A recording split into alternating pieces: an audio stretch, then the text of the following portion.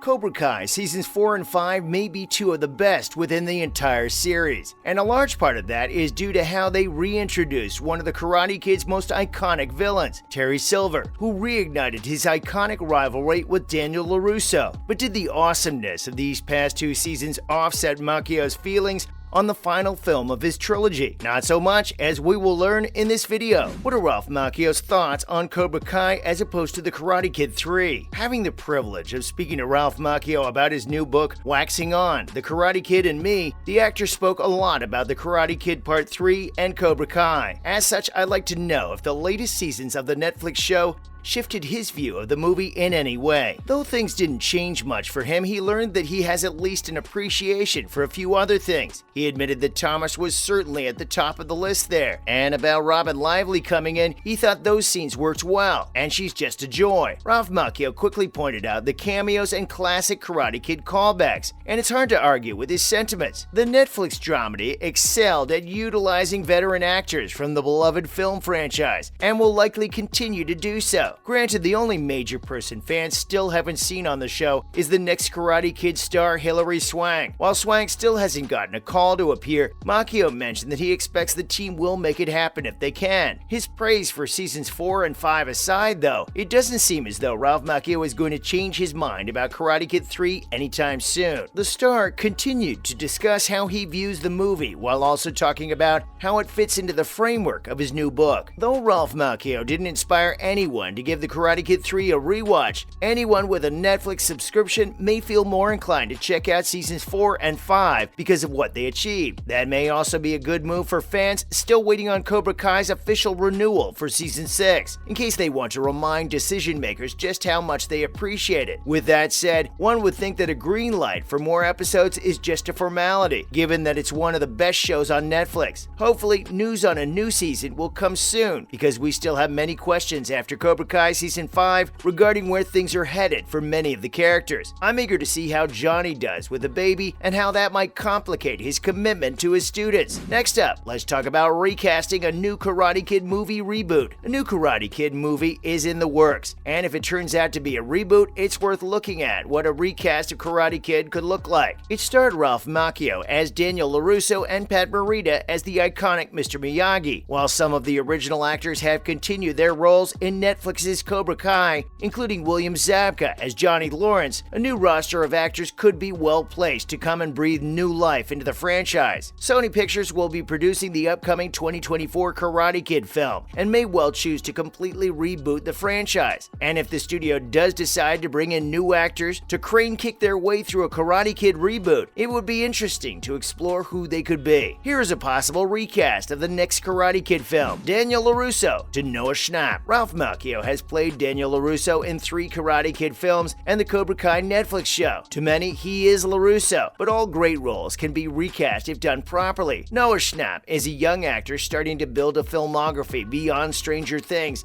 and could be the perfect choice to take the mantle from Macchio. His memorable role as Will Byers will continue into the 5th and final season of Stranger Things, and a starring role in The Karate Kid would be the perfect next step. Evolving into an actor as charismatic as his Stranger Things co-stars, Schnapp hasn't branched out into Hollywood in the same way as Finn Wolfhard, who appeared in the IT movie Reboot, or Brown, who starred in Godzilla, King of the Monsters. Schnapp has the fresh, bright-eyed face of someone who has moved to a new school, but standing at 5'9", he also has the physicality to bring believability to someone who has just started learning karate. As Byers in Stranger Things, especially later in the seasons, Schnapp also revealed depth to his acting, portraying fear, joy, and courage when needed. These are all attributes a budding Karate Kid would need. Next is Mr. Miyagi, to Tony Leung-Chiu Wai. Mr. Miyagi is one of the most iconic characters to ever grace the screen, and it would take an actor with nobility, wisdom, and humor to step into the huge shoes of the late Pat Morita. While there's no lack of Chinese actors who could tackle the part, Tony Leung-Chiu Wai, who plays Su Wenwu in Shang-Chi and The Legend of the Ten Rings would easily be top of the list. The 60-year-old has put decades of work into a wildly successful film career in China, and most recently broke into Hollywood with a brilliant turn as Wenwu in Shang-Chi. He's older than Morita was when he starred in the first Karate Kid film, and Chu Wai exuded stoicism and wisdom in Shang-Chi and The Legend of the Ten Rings, two reasons he'd easily fill the mentor role LaRusso needs. A lead role in the next Karate Kid film would build upon the actor's success in the eyes of a Western audience and cement him as a global screen icon. Now, Johnny Lawrence to Jack Dylan Grazer. Jack Dylan Grazer may not be an obvious pick for the brash and bullish Johnny Lawrence in The Karate Kid, but his boyish, light image betrays an ability to play mean if needed. The young actor most recently voiced Superboy in Batman and Superman Battle of the Super Sons, and he'll reprise his role as Freddie Freeman in Shazam! Fury of the Gods later this year. In Shazam! Fury of the Gods, he played Billy Batson's sardonic and sharp-witted foster brother, illuminating an edge to his acting that could be molded into something crueler, in line with the personality of LaRusso's antagonist Lawrence. Additionally, Grazer played Goofy in the first IT adaptation, but pulled courage and aggression out of the bag when eventually pushed to the edge by Pennywise. Getting Grazer to play against type and don the iconic Johnny Lawrence black belt wouldn't be a stretch and could diversify the actor's image. Next up, Ollie Mills to Elsie Fisher. Elsie Fisher was astounding in 8th grade, directed by stand-up comedian Bo Burnham, portraying intelligence, anger, and humor. She's an actress who commands the screen and demands the audience's attention, something essential for a reboot of The Karate Kid. Ollie Mills is a character in the first Karate Kid film who, if not portrayed with charisma, could be lost in the drama, action, and nostalgia of seeing LaRusso, Mr. Miyagi, and John Kreese back on the big screen, while Mills could simply be seen as the love interest of LaRusso and a plot device to get both LaRusso and Lawrence to rub each other the wrong way. She has grit under her kindly exterior, confronting Lawrence after he beats up LaRusso in the original Karate Kid. On the other hand, Fisher has the grit and the charm to accurately portray a recast, Ollie Mills. Next is Lucille LaRusso to Christina Ricci. There would be no Karate Kid without the Karate Kid's main family, Lucille LaRusso, a quietly essential character in the Karate Kid canon. Daniel's mother is the reason they moved to Reseda, and inadvertently the reason why Daniel met Mr. Miyagi and pursued karate outside of the Cobra Kai dojo. Christina Ricci might usually play unusually dark characters, but she often does so with a comforting charm. Instead of simply casting a safe, reliable background actress